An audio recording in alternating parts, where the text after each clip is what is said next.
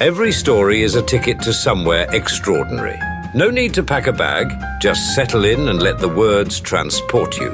Now boarding, an insight to an author's mind. This is the Story Station.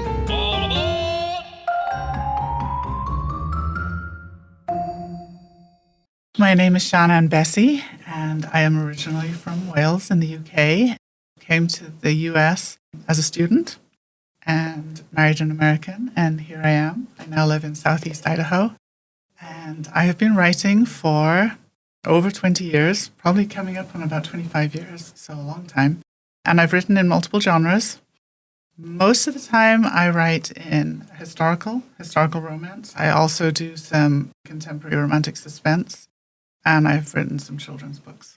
And so it sounds like you have quite the romantic story yourself, coming to America and falling in love, and so that's perfect. Well, I guess so. I've never actually ever had anybody say that to me before, but that's true, I guess. It's not a very common story, I guess. It sounds like an adventure. It was. It was exciting and scary, and all of the emotions all rolled into one. What is your favorite thing about writing romance? I don't know. I think we all long to be loved.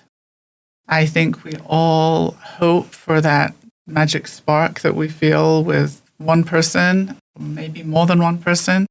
And I think that sometimes when you're reading romance in a fictional setting, it enables you to escape maybe the hard things in life a little bit and go into a world where you do feel love and you do feel honor and you do feel virtue and you do feel those things that help lift.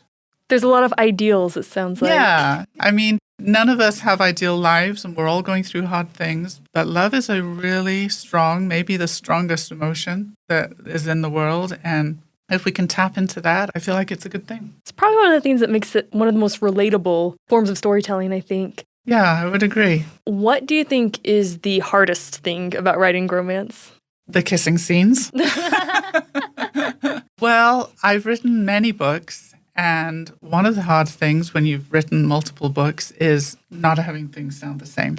And so when you're dealing with one emotion, you need to have characters who respond differently or feel differently or have different backgrounds or different futures, so that the romance is different. That makes a lot of sense. Because sometimes you read books and it's just, oh, fireworks. And, it falls into the same exact ways to describe feelings. But it's kind of hard to describe a feeling. It is. It's really hard. And it's also really hard, like I said, to do it in fresh ways. Do you have any tips for other writers for how you can portray emotion through writing? I don't know. I'm sure many people have heard the adage, show, don't tell. That definitely is important when you're describing emotion. And I would say, too, to remember that there are 5 senses and to use all 5 senses. So as you're describing this emotion, how does the person act because of it? What do they say because of it? What are they feeling because of it? There are a lot of different ways that you can portray it using different senses. I have to laugh because me and my sisters, we always joke about in a lot of books, it seems like all men smell the same. Like you can tell that he's the love interest because of the way he smells. Absolutely. And you'll read a Western and reality tells you they smell sweaty and they smell dusty, but they always smell of leather, That's the nicest of the smells. Yes, exactly. Could be used to describe them. Yeah. So with your historical romances, that sounds a little tricky because sometimes the way we experience relationships today might be kind of different, but then at the same time, maybe not. Sorry, this is really kind of rambling, but it's so hard to know, even with a lot of research, what it was like to live in a different time. Do you have anything to say on that subject of writing realistic characters in another setting, in another time, and trying to connect with your audience that way? I think the biggest key is that you have to do your research. Anytime you write a historical book, it involves research. And I will research for at least a month for the new time period that I'm going into. And you're right, it is a little bit different, but the interesting thing is that people are people. And so a lot of our feelings, a lot of our emotions, a lot of our fears, our loves, the whole spectrum are the same. It's just that the situation, the setting is different. So if you've done your research right and you understand enough about that particular era or that particular world, it makes it a little bit easier to plug those feelings in. You have to know what the social constraints were of the time and what was expected of a lady or a gentleman and what wasn't. It definitely makes it more challenging. I would say that of the different genres that I've written, the historicals are the most difficult to write because you're working with a timeline, you're working with portraying real events and real people in a way that is fair to them and is true to history, but at the same time putting a unique fictional spin on it. Where do you usually start with your research? I usually start just with a Google search. I've written a few books that involve the Vikings. So if I was writing a book that involved the Vikings, I would start with a Google search on a specific time period and place with the Vikings.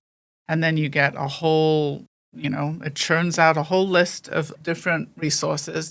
And then you have to look at these resources and assess how reliable they are. I mean, obviously, if you have an article about the Vikings that is on the British Museum's website, it's going to be more credible than something in People magazine. You have to look to see what the source is.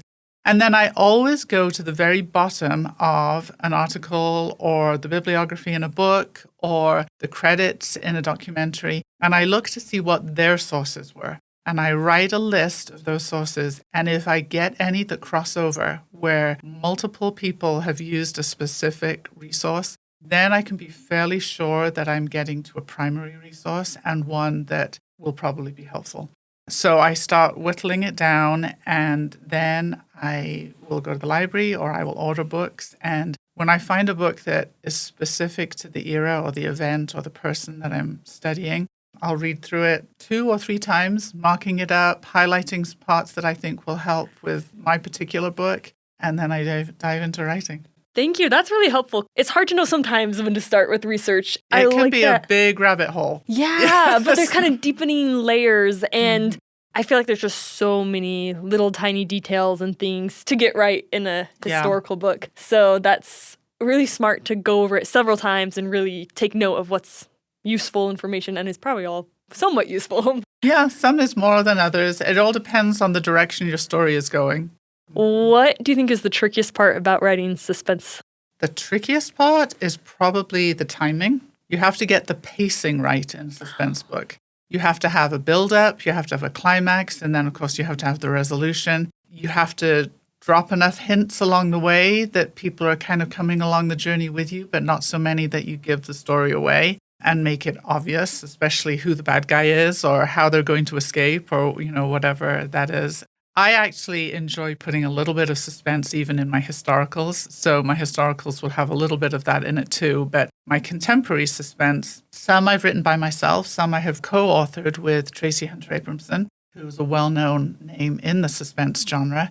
And so we have a lot of fun, actually, when we write together, tag teaming that element of excitement and what's going to happen next. And so a lot of it really is the pacing. That is so fun. It does sound pretty tricky, but fun too. Yeah. You kind of, after you've done it for a little while, it kind of becomes a little bit instinctive. That doesn't mean that we don't make mistakes and have our editor say, no, we've got to fill something in here or take something out there. But it does get easier. That's one thing that I love about suspenseful books, when you get to the big reveal and you can go back and see, oh my goodness, it was right there and it was right there. Yeah. Because otherwise, the little clues. Yeah, sometimes I watch movies and it's just, there's a huge surprise, but I'm like, okay, there was no leading up to that at all. Yeah. So it's like, good job, you fooled everyone by not having it make sense. Yeah. So it is a fine line. So writing in so many different genres, do you think that crossing between them, do you find that writing aspects in certain genres help you in writing others? Yes, probably. I've never thought about it like that before. One of the reasons that I do write in different genres is because I want my writing to stay fresh. And so, if I was to write 10 books in a row about the Vikings, I think they would all start sounding the same. Whereas if I do a book about the Vikings and then I do a contemporary suspense and then I do one in the Georgian era, and it helps me to make sure that each story is unique and each story is different. But I do think that It can be challenging, Yeah. but it's good too. That makes a lot of sense. Do you have any other advice for how to keep your writing from sounding the same and keep it fresh? Some of it is the characters that you use. Some of it is the setting, if you have a different setting. Obviously, if you're in different eras, that makes it different. But I think most authors, they have their voice. They have their way of approaching a story. And that's one of the things that readers love. You know, they love if they pick up a book by a favorite author, that it's going to sound familiar, that they're going to feel like they're in a place that they love to be because they are used to hearing that voice and they enjoy it. So you don't want it to be so different that someone thinks, wait, who wrote this? This isn't the kind of writing that I expect from this author that I've come to love. But at the same time, you want each story to be like, oh, I don't know how this is going to end. I mean, I guess if it's classified as a romance, you do hope and assume that there's going to be a happily ever after. And if you're reading a suspense, you hope that the good guys will win. So there's that underlying, but you also want it to be something that maybe they haven't read before. One thing that impressed me when I was looking at your website was just how many books you have written, and very different looking books too. Looking over your whole entire writing career, what do you think is something that has changed the most about your writing, either your style or your process, from your first book to the latest book that you've released? Well, I think the biggest difference is that when I first started writing, I was just doing it as a hobby. And now it's a full-time career. And so the biggest difference with that, of course, is how much time you devote to it. And also there's a little bit more pressure involved now because you have more deadlines, more marketing, more interaction with readers. And because I have written several books, I usually have different books at different stages of production. So I will be drafting one book and editing another book and proofreading another book. And so there's a lot of juggling that wasn't at the beginning. At the beginning, I just wrote one book, submitted it, and then maybe had a little break for a while, started another one. So it was a much slower pace. So I think that's one of the biggest differences. And then I think the other is that as you spend time doing anything, it's just like with any skill, you learn with practice. So I feel like I've grown as an author, and I think that I hopefully am a stronger writer than I was at the beginning. I've benefited from, especially in the last, I would say 15 to 18 years, I've had the same editor, and she is phenomenal. And rather than just telling me this needs to change, we'll talk it through and she'll explain why it needs to change. And so sometimes as I'm writing, I'll hear her voice in my head and think, okay, I need to do this. So I'm learning from her too. And so I think that is one of the other ways that I've changed. It made me think, when you're writing a first book, I mean, obviously you're probably thinking of your audience, but at the same time, it's more like you're writing it for yourself, like you said, like a hobby. Yeah, yes. Whereas when you've already published a lot and you have more deadlines and things, it seems like oh no, I'm writing this and other people are going to read it. Yes, and it's terrifying. Even now, having published many books, every book that goes out, it has a little bit of part of you in it, and you're putting it out for public criticism. And that's a scary thing to do. I think the big thing was when I first started writing, I was writing for my children. My first books were set in Wales, which is where I grew up, and I just started feeling bad that my children, who were being raised in the States, didn't have that same connection to their Welsh heritage that I had growing up there. And so I set my books in Wales in small villages based on villages that my family had lived in. And it was my way of sharing some of my heritage with them. Since then, I've written books set in lots of places, although most of them are set in the UK. And like you said, now it's more, I need to finish this series, I need to start a new series. It's a different motivation. They're both good motivations, but it has changed. I was going to say, sometimes it's hard for me to even let my husband read what I've written. Yes, So it's very hard. It's a very vulnerable place. And people think that, after you've published X number of books that you become hardened to it, but you really don't. yeah. Because every book is new and every book is different, and you don't know how well it'll be received. What advice would you give to new writers starting out? I would say write something that you feel passionate about, whether it's a genre or whether it's a location or whether it's a story that you feel passionate about, because it's very difficult to put emotion into a story unless you're feeling emotion for a story. I would say read work from people that you admire. And as you read it, when you come to something that you really think was well done, stop long enough to try and analyze how they did it.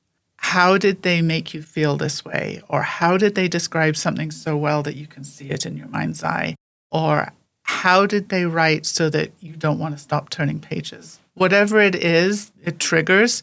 See if you can figure out how they did it and then emulate it. Obviously, you won't be copying their story or their words, but you can pick up a lot on the method. Earlier, we were talking about how kissing scenes are really difficult. They're awful. So if you're writing a scene and it's just not working out the way you want it to, what would your advice be then? For me, if I'm writing and I kind of hit the wall and I can't see a way forward, and I've spent a few hours on the same paragraph, the same page, the same chapter, whatever you're looking at, that usually means in my writing that I've taken a wrong turn. And so I will go back and I'll get to the point where the character maybe did something or said something or whatever it is and start a different direction. And very often, that's all it takes. Very often, then the story will pick up again. And if the words start flowing, then I feel like, okay, this is the way it was supposed to go. It's a really difficult thing to describe to somebody who doesn't do something that's a creative endeavor because it is so unscientific, I guess. But a lot of times that's what it means. A lot of times it means rethink where you are, go back a little bit, try going a different direction and see if it works better. As you continue to write more books and more series, do you think that it does come to you and just flow? Oh, no. No, not at all? It never flows. No. Oh, I shouldn't say it never flows. Sometimes it flows. And when it does, it is like magic. It is really like magic. But very often, it's more of a grind. I know I need to get my character from A to B, and sometimes it will happen fairly easily, and other times it doesn't. I don't think that I have ever written a book that was easy from start to finish. The books that have been the fastest to write are the ones that I co-write with Tracy, but that's partly because I only have to write half the book. Yeah. And she, by nature, is she produces very quickly, and so we work fast when we work together. But different authors will approach their writing in different ways. Some will write really fast to get the original story down, and then they go over and clean it up and clean it up and clean it up. And sometimes they'll do 6 to 10 revisions of that manuscript before it's ready to submit. I tend to be on the other end of the spectrum where I will write a little bit more slowly, but I'm trying to get it right as I go, so that by the time I have finished my manuscript, my first draft is almost ready to be sent in. I just sweep through it to make sure that I haven't missed any holes in the plot line, but it's a very different way of approaching it, and yet there is no wrong way. It just depends on what works for you. Yeah, it's a lot of work either way, but you just have to find the way that works. Exactly. And whatever it is, if it works for you, then it's the right way for you. I had a writing professor once who said that he was at his dentist's office and the dentist was asking him questions and was like, "Oh, what do you do?" And he's like, "Oh, I write books." And the dentist said, "Oh, when I retire, I want to write a book." And he said, "Oh, well, when I retire, I think I'll become a dentist." And I don't know, it's just kind of funny. A lot of people don't really think of writing as work because they think of it as just a hobby or something fun. Yes. But it really is. No matter how much you love writing, it's still work. It is. It is a lot of work, and it can be very frustrating.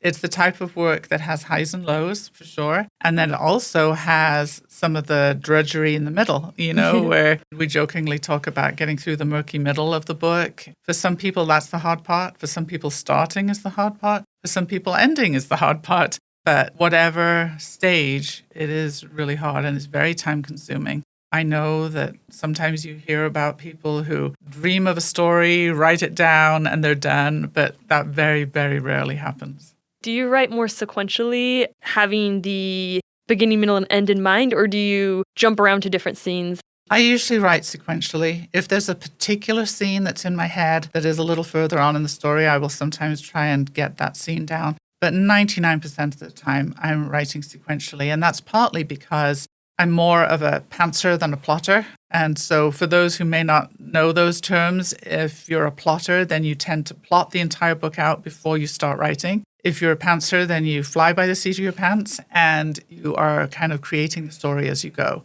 I would say that before I start writing, I have to have a beginning and a middle and an end. In the middle, I need to know what the major climax or the conflict will be. But how I get from those places, I'm making up as I go. So that's one reason why I need to write sequentially, is because I have to figure out how to get from A to B to C to D as I go along. Yeah, that makes sense. You can't just jump ahead. Unless it's a scene that I know for sure is coming. But yeah. Would you like to introduce the book that you brought today? Oh, sure. The book that I brought today is actually my newest release, and it's called A Time Traveler's Masquerade. And this is the first book in a time slip series, and it's my first time slip series. The interesting thing about this is that it combines some of my other writing genres because it begins in contemporary, but the bulk of the book is historical. It has obviously a little bit of fantasy in it just because there's a magic system that transports the character from contemporary to historical.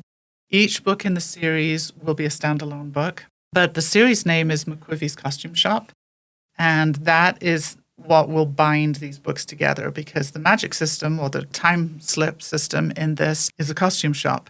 And so the character goes to the costume shop, tries on a costume, and when they come out of the changing room, they're transported to the era of the costume that they're wearing. And this first book is an era that I had never written in before. It's actually 1605, which for those people who know any British history know that that's a very pivotal year in British history. It's the time of Guy Fawkes and the Gunpowder Plot, which was a threat to the English monarchy and the government. So that's the story. And then the next one comes out in November, and that one will be called The Maid of Sherwood Forest, and that one involves Robin Hood. That sounds like a challenge to mix contemporary and historical together. It was really challenging, and I had not realized what my biggest challenge would be, and that was the dialogue. Because when you write a historical, it's a little bit like if anybody has learned another language, you know that there's a cadence to French, there's a cadence to German, there's a cadence to Spanish. They're all different, but they each have their own cadence. It's the same with eras. There's a cadence to Middle English, there's a cadence to Georgian English, there's a cadence to contemporary English, and they're not the same. So you have the vocabulary differences, and then you've got the way that the words come together that are different. So when I write contemporary, I'll get into the contemporary mindset. And when I write historical, I'm in the historical mindset. In this book, I had one character who was speaking modern English on the same page as somebody who was speaking 17th century English. And it was like flipping back and forth. And it was really hard to get the flow right because of the jarring in the cadence. So I would have to go back and reread and think, okay, is that how she'd really say it? Is that how he'd really say it? And so it was a little bit harder to write for that reason. Is that part of your research to figure out exactly how people spoke during the time with their dialect? Well, it is and it isn't, in the sense that, yes, it is. I look for words that would have been used. So, for example, when I'm writing something that's set in the medieval era, my characters will use words like mayhap instead of perhaps, and they'll say, I thank you instead of thanks. So you use words like that that draw the reader into that time period, but you can't actually write it the way they really spoke, otherwise no one would understand it. So, any of you who have read Chaucer, that is how they spoke in medieval England. And if someone was to write a book, if they were capable of writing a book in that kind of English, no publisher would accept it because no reader could understand it. You walk a fine line between using vocabulary and, like I said, that cadence that ages the language without making incomprehensible. Yeah, you don't want to be going like, awesome dude when you're Robin Hood or yes, exactly. And there's a lot of words that you don't think about that we use that you can't use in a historical. Like you can't have a character do something automatically because there is no automatically. A lot of things that we don't even think about, you have to think about. I was an English major, and a lot of times when we were reading older books, my teacher would have us look up words in this website that would tell the modern meaning, but then also in the different eras, the different meanings. And sometimes they're drastically different. And so, you could be saying something that would not be at all what you're trying to mean to say. Exactly. Well, and even in modern English, if someone says something is hot and someone says something is cool, they can actually mean something similar in slang, but they're opposite words. That's true. As I said, this book has the heroine from contemporary London, and she goes into a costume shop. She tries on this gown, and when she steps out, she is in 1605 in Surrey, which is in southern England. Obviously, she's completely confused. She has gone from being in a shop to being in a pouring rainstorm and doesn't know where anybody is or doesn't know what to do. But she realizes that she can't stay in the storm because there's thunder, there's lightning, and she sees a house in the distance. And so she goes to this house. And this little section is when the hero first meets her at this house. And so I'll read a little bit of that and you'll see both characters. She is freezing and confused, and he is not quite sure what to make of it. The hero's name is Simon, and he has just arrived at his sister's house and has taken his horse to the stables, and he's now coming around in the rain to the front of the house. The path took him around the large manor to the front of the house. Impeccably tended flower beds lined the edge of the lawn. Farther away, trees, shrubs, and a narrow path cut through the vast green expanse, showcasing a small portion of Simon's brother-in-law's extensive property. Normally, Simon would have paused to take in the view from this vantage point. This evening, however, he wanted nothing more than to be indoors, sitting beside a fire, wearing dry clothing. Angling his head away from the driving rain, he took the stone stairs up to the front doors 2 at a time, landing on the top steps less than an arm's length from someone else. The person issued a startled cry. He staggered sideways, barely catching himself on the lip of the top step. "I beg your pardon, I did not see you." "Oh, but you can see me?" At the sound of a female voice, Simon's head shot up. He'd been so consumed with escaping the rain, he'd all but barreled into a young lady. Attempting to shake off his chagrin, he focused on her rather odd question. After his uncivilized approach, she deserved a reply. "Of course I can see you now. I foolishly kept my head down because I did not expect anyone else to be here." "Well, where exactly is here?" "Why, on the doorstep." He studied her more carefully. If her sopping silk attire and stuttering speech were any indication, she was a young lady of some means who was in extremis. He met her blue eyes. Was it fear that shone in them? Whose doorstep?" She was shivering with cold, and there was no hiding her desperation. "Please, can you tell me where I am?" "Copfield Hall," he said. A quick glance over his shoulder assured him that he'd not missed seeing a carriage in the drive. He'd just come from the stables, and there'd been no sign of any recently arrived horses beyond his own. Had she truly arrived here on foot, and with no hat or cloak? Where were those who should have been attending her? Even if her carriage had broken down on the road, she should not be here alone. "Well, where exactly is Copfield Hall?" "Surrey," he said. "It's the home of Lord and Lady Maidstone." Her hands were clasped tightly before her, but whether that was due to anxiety or extreme cold, he could not tell. Are you Lord Maidstone?" "I am not." Heaven help him. Had all remnants of common courtesy been washed away by this rain? First, he'd almost levelled the young lady on Maidstone's completely unforgiving stone stairs, and then he'd been so confounded by her unexpected appearance he'd neglected to introduce himself. "I am Lord Bancroft. My sister is married to Lord Maidstone." "Oh," her chin trembled. "Do you know my sister?" She shook her head. "I don't." A shudder coursed through her entire body. Simon did not wait for more. He pounded on the door. She could add, interrupting a young lady mid-sentence, to his list of current faux pas if she wished. As far as he was concerned, the time for conversation was past. He was cold, but with no cloak, she must be frigid. The Maidstone servant had obviously been standing nearby because he opened the door straightway. "Send for my sister, would you, Hobbs?" Simon said, thankful that he knew the man well enough to bypass pleasantries. Too late, he realized that although he'd offered the mysterious young woman on the doorstep his name, he had yet to learn hers. He reached for her elbow to guide her inside. "This young lady needs immediate assistance." If Hobbs was surprised by his request or by the young lady's appearance, he was sufficiently well trained not to show it. He bowed politely. "Yes, my lord," and then, with barely a glance at the bedraggled stranger, he started towards the parlour. "Come," Simon said, guiding the young lady farther into the entrance hall. "Martha will know how best to help you." I love the dramatic irony there. Because, you know that she's from the future, but he definitely doesn't know. And so, as he's going through, why would she be here? Where could she be from? Is she in trouble? Well, obviously she's in trouble. But, Yeah. the reasons that he would assume she's in trouble are very different from what we know why she's in trouble. Right. The reader knows more than the characters. Thank you for traveling with us. Next stop, your work of art. Poetry, fiction, creative non-fiction, you name it. Email us at storystation@riverbendmediagroup.com. Submission guidelines are not shy. They can be found in the podcast description. The Story Station, hosted by Emma, is a production of Riverbend Media Group.